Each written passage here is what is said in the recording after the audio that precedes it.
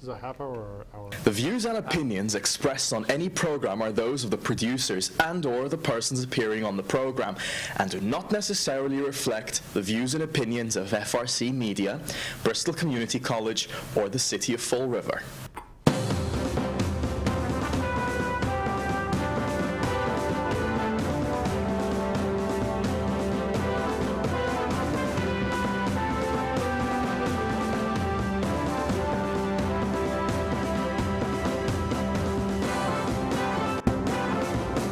Well, hello. Welcome to Spindle City Straight Talk. I'm Chip. And I'm CJ. And I may be a bit overdressed, but I just came from a meeting that I had to wear. You have to, suits were mandatory, unfortunately. Welcome to the show, and we have a plethora of guests today. We'll introduce momentarily, but before we begin, I just have to comment about my total irritation in the recent disclosure that the city is not going to pay pothole claims because they found some loophole in the law. It's pretty sad after they continually barrage the taxpayers with fee and tax increases, and they find every conceivable way to take money out of one of the poorest communities in the Commonwealth. And then they expect businesses to survive and people to actually make this city a better place to live in and not move out. So I think it's appalling. I think maybe you know, too many lawyers, too many loopholes. Maybe we should start thinking about lawyers. I'll have a quote later on in the show, but that's my beginning complaint of the day. And now I'll turn it over to CJ for his little commentary, and then we'll get to our guests. Well, Chip, I think it's very interesting because if you've been following the news this week, it seems like department heads is now starting to get ready to jump ship. We know that Kathy Ann Viveris is top running for town administrator or town manager over in Swansea. And now one of the building inspectors, Mr. McGrady, whatever his name is, he's going to take the job over as the building inspector of Swansea. It seems like Swansea's going to get all of Fall River's former administrators and department heads. It's going to be interesting to see what happens because the rumor mill is that this is the beginning of the city flush, for the lack of a better expression. And you know, you really have to question what's going on. But what I think is very interesting is that Ken Pacheco and the mayor came out with a PSA telling the people of Fall River to get your space holders out of the streets. Effective Monday, they're going to be driving the city and they're going to be confiscating and disposing of your space savers. So your chairs, tables, milk crates that you've used to save your space, and to quote Sam Sutter, that I've given you leeway on, you know, is going to stop. So I have to really question what we're going to do there. In respects to the people of Fall River. I think with the snow coming today, the first day of spring, we're getting a potential of 4 inches of snow. I'm wondering if they're going to put their space savers back out in the street. Oh, they will, because they're. But I want to warn Swansea, because one of our investigators has told us exactly what the people who are trying to go to Swansea know. Can we cue that up for that report from our investigator? Oh, our investigative report? Sure, I'll see if we can. How about these people? I honestly don't know what's going to go on, but I can tell you one thing: the investigative reporter knows it clearly. I know nothing. So be prepared, Swansea. That's what you're getting. And now, without further ado, I'm going to introduce our guests for today. As he said, we have a plethora of guests. We have the now famous from last week, Carlos Cesar. Thank you, and I'm very honored to be back. And today I'm gonna limit my comments, and because I want to hear from our next guests. And I know I can come back anytime you guys want, and we will have plenty time to talk about. But I, just like you, we want to hear from Jason. That's right. Well, it's a pleasure to have you back again. You are a neighborhood leader and a community leader and a man who's involved in the community and gives a lot to our community.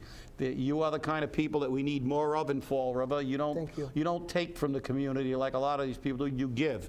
And Chip, Carlos actually stormed in and demanded to be on TV. He doesn't get enough time with his own show, Neighborhood News, so he wants to be sure that the people of Fall River know that he's here and he's going to be here all the time. And Neighborhood News is moving forward very strongly on Tuesday nights here on Channel 95. Thank you. And next, I want to introduce our other guest, Jason Caminiti. He's a councilor. I believe you're a candidate for city council? I am a candidate for city council, and I'll be running this year. Hopefully, I'll be getting in, and we can make some changes to the city that are desperately needed, as I'm sure this show and viewers of this show know all too well. But I'm very happy to be here. Thank you for having me. I haven't been on TV much lately, so I really appreciate the chance to be back on. Well, we want to have people like you on, Jason, because the fact is, you know, the city has not gotten itself out of this rut in a very long time, and I think that I think we've got people interested now, and I believe that, you know, we're going to need some new blood in the council with a different vision of how we accomplish our goal. And, you know, we're not going to tax and spend our way out of the hole here. We've got to do some other things. So we're going to look, you know, we're going to ask you some questions and make some comments, and you know, we'll begin. Actually, Cesar, we'll defer. We'll let Jason basically. Can we let him lead? Debate? I'm giving no. I'm asking your permission because you're the man, Cesar. You're sitting in the middle. But I'm the independent here, you know. Yeah, so yeah, well, I have my follow right guy and left guy and right guy. I'm on a. Well, you know. I'm going to pose a question to you, and you know, you can, you know, obviously make any kind of statement you like about your candidacy, why you want to run. That's what we want to hear. What you think you can do for the city. But I'd also like you to kind of comment about this you know, this seemingly, you know, a set of blinders that the city council has on, you know, who lives in Fall River. We have the second lowest household income in the state, not even half, or just about half the average state average, yet they continue. The first place they look is to impose more of a financial burden, and then they say we want to keep businesses, but people have no money to keep their businesses afloat, and they continually want to increase this tax burden. They're talking about fee increases across the board. We want to know that, you know, it's great to see somebody that wants to get into the fray, and we want to know what, you know, why you feel that you can bring a kind of a different perspective, and what do you feel about this constant inundation of escalation of fees and things to the people? Well, you say you want to see new blood, and a lot of people say they want to see new blood on the council. That's technically true, but so does a shark in an ocean. Everybody wants to see new blood. That doesn't mean anything. What I want to see is people like myself who are fiscally conservative, and that's the reason I'm running, because I'm at a point in my life where I've got the ability to run. I work full time, but I've got the ability to get out. I live in the city. I work from home, and I feel I can contribute back to the city more by running and being a city councilor. And if you get people like myself who are fiscally conservative, we're going to look at the budget and say we've got to get this under control. We've got to start listening to what the mayor's transition team even had to say. We've got to start looking at this as a business and really make this work like a business. That's the type of people I think you need on the council instead of what we've got now, which is, and not all of them are bad. I love some of the guys and girls women on the council. I'd love to work with some of them, but you've got some of the people that are kind of on there and they're just kind of stale. They've been there for years and they're just kind of going along with it. Some of them just go and do whatever the mayor wants at the time, and that's a problem. What we need to actually look at what the city needs, what we need, what we want, and what we can actually afford, because those are three different things. You can't necessarily afford what we're giving as services, and some of the services we need we're not getting. So that's why I'm running, because I want to start looking at this with a fine-tooth comb from a position of power to start to get this into the right start to get the budget into a actual budget that means something. The budget doesn't mean anything. It's really kind of a joke right now. It's a piece of paper that they put, as CJ said, they reconcile numbers, which is true. That's really what they're doing. And that being said, to answer your question, the first place a lot of people go is more fees. And I don't see how you're going to go to more fees in a city like this, because fees, adding fees and taxes on top of an already cash-strapped people is not the solution. The solution, look, if you have children, I don't have children, but let's say I have a child and I send them to school with their allowance, okay? And on the way to school, they go and they buy some candy and they buy whatever, comic book or whatever kids are into these days, apps on their phone, I don't know. They go in and then they get to school and they don't have any lunch money. So they do this for about a week or two, and then they come back to me and they say, I haven't been eating lunch for a week. Well, why haven't I been eating lunch for a week? Well, I need more money because I haven't been eating lunch for a week. Well, you haven't been eating lunch for a week. What have you been doing? Well, I've been buying candy, I've been buying comic books, and then by the time I get to school, I don't have any money. Well, your problem is not that you don't have enough money. Your problem is you're spending it wrong. And that's what we need to do in our city. We need to start spending our money properly, and we need to start actually having a council that's going to say no, in some cases, to the mayor, and stand up to it. And even if it's 8-1, even if you're the only guy there saying no, sometimes you just got to say no. You got to stand up on your principles. That's very good, because we have been, CJ and I have been talking about priorities in spending, in streamlining of government. You say, and I hear it a lot of people say, we've got to run this like a business, and I agree to a degree. It's got to be run like a business, but really a nonprofit business. It's got to be, a city's job is to deliver services to its community. It's basically our city, and we're paying our money for essential services, police, fire protection, things like this. These are where our tax dollars should be going.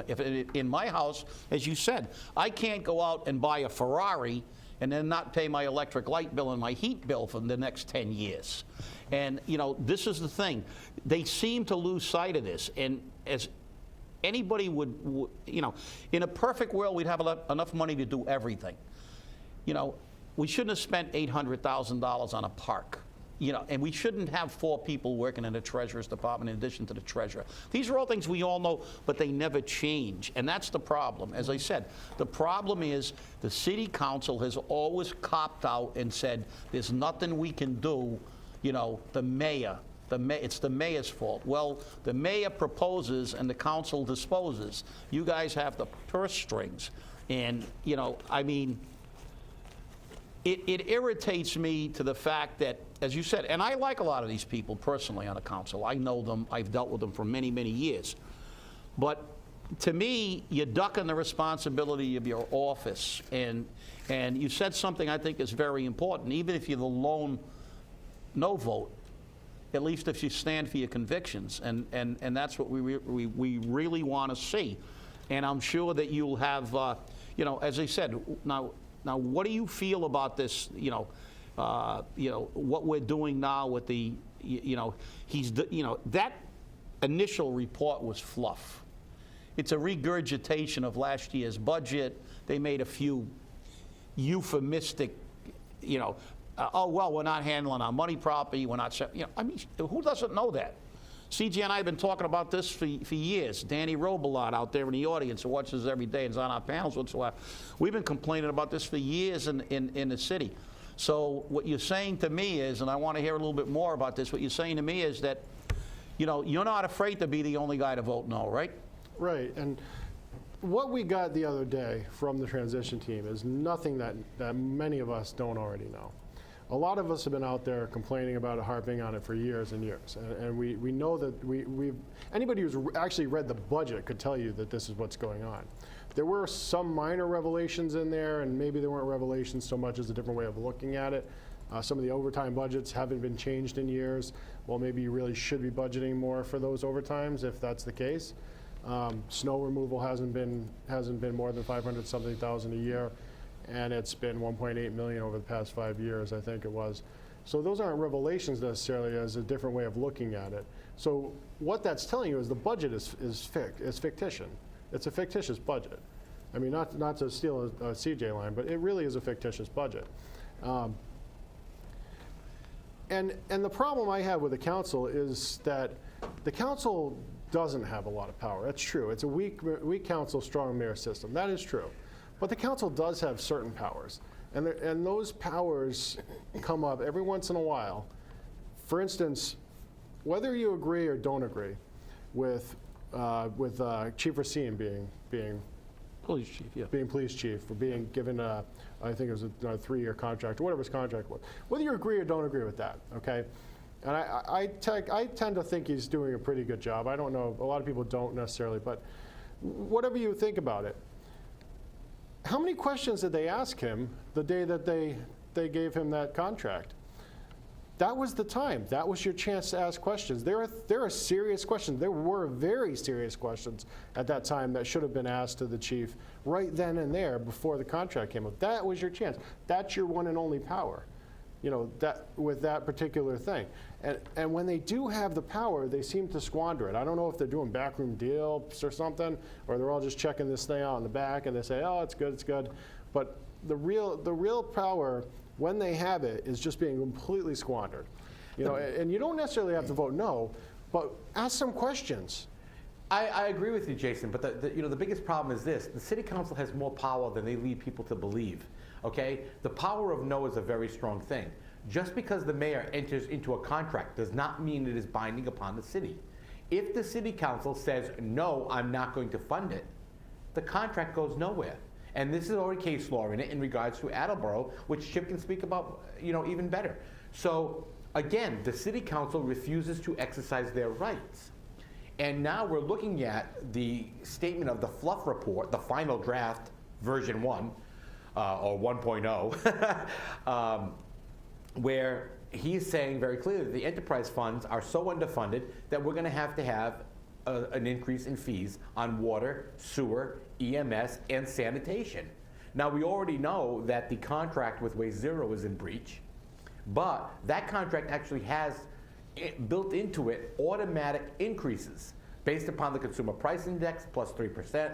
And that's where people should be really upset. Exactly, plus 20% on a resin fee, whichever is greater, either the resin fee to acquire the resin or the greater fee they have to pay. So if 20% is higher, that's what gets included in the contract. That money is not going to be absorbed by the city.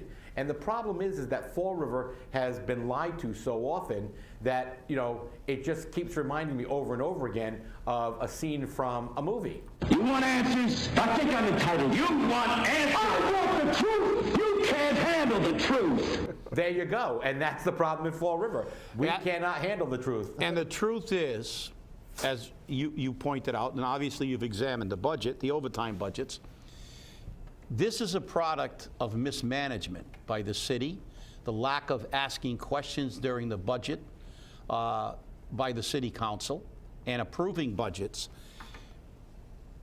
This is an issue that I talked about 25 years ago.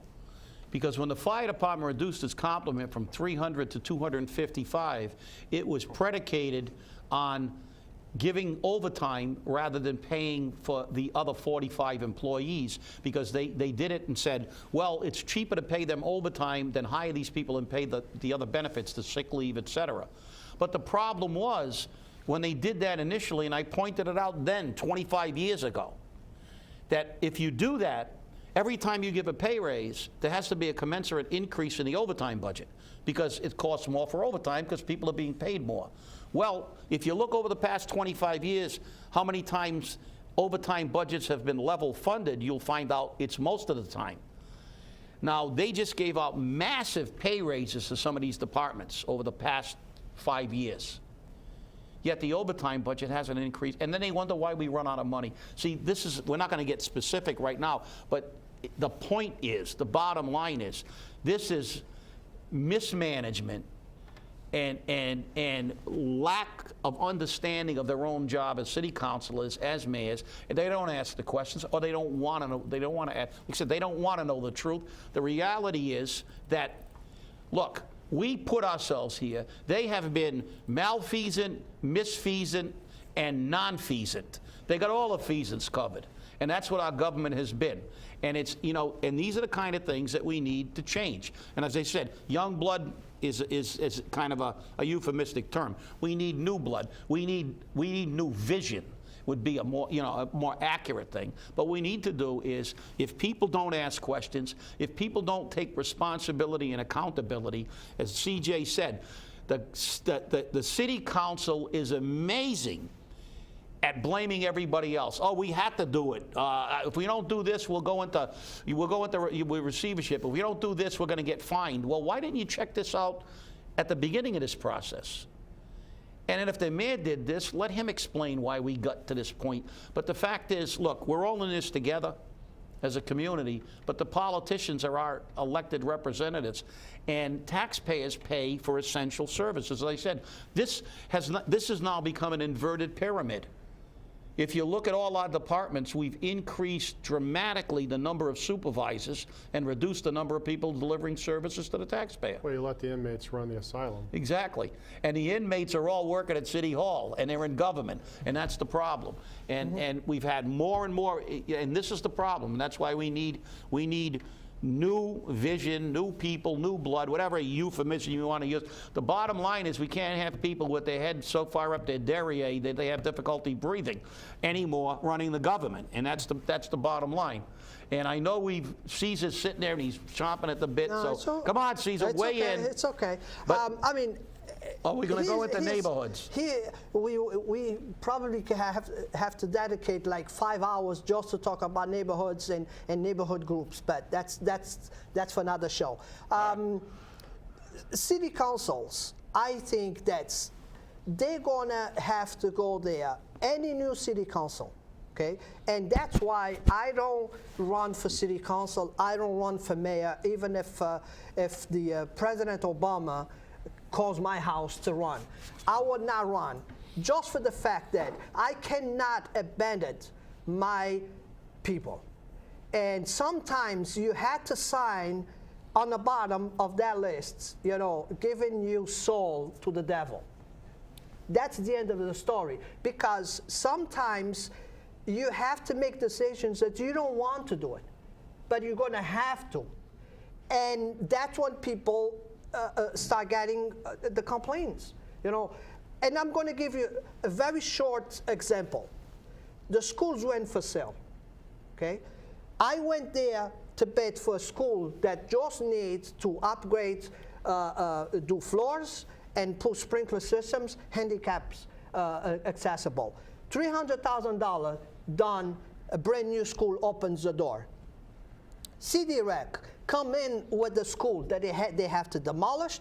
They have to raise $1.5 million to build a new one. They fill up the chamber with kids and the parents and everything. They got the approval from all 9 city councils. Was never question about, can they do this?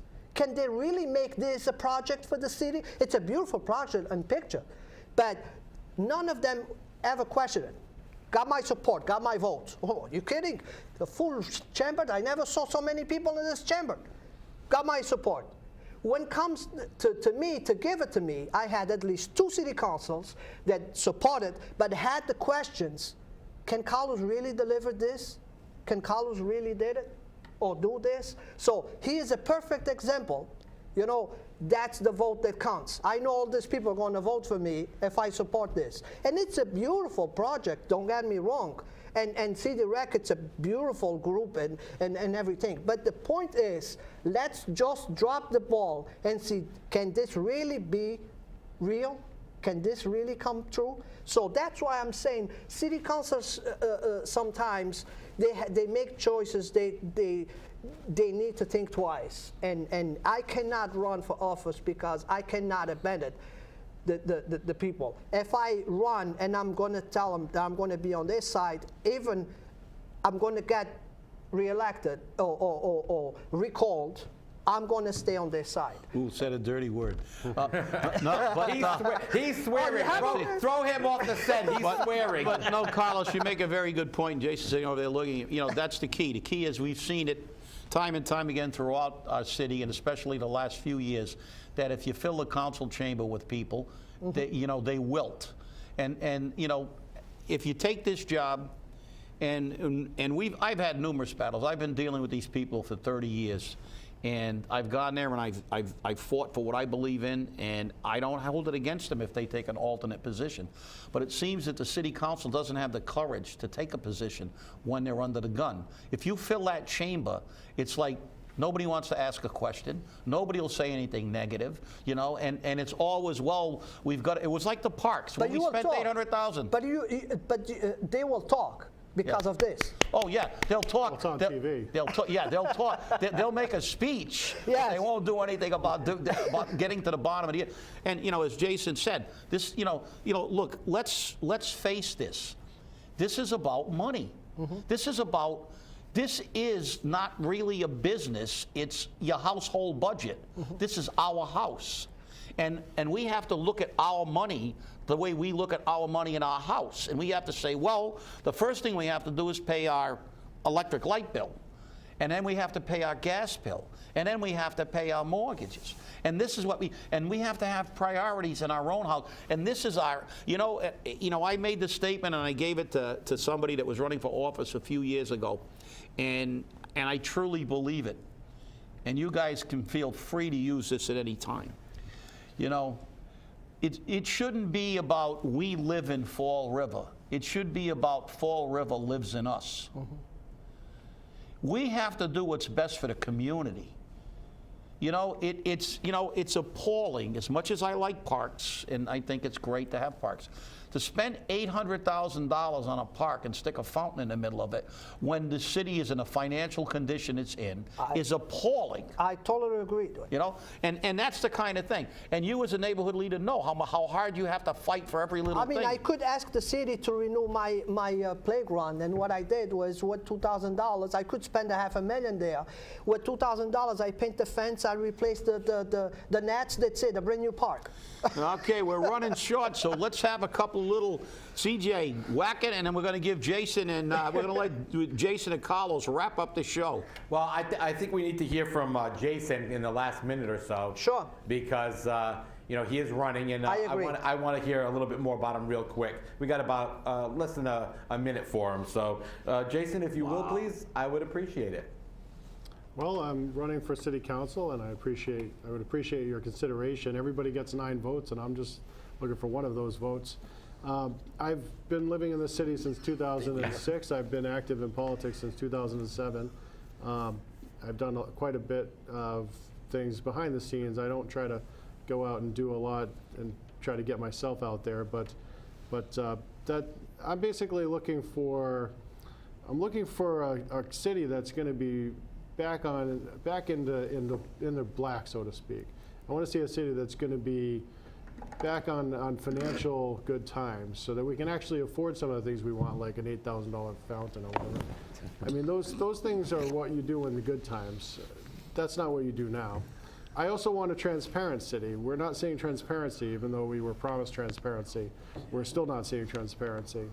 I've been a proponent of transparency for years and years, so that's going to be a big part of what I do is transparency, and customer service. Customer service, I think our city needs to be much better with customer service.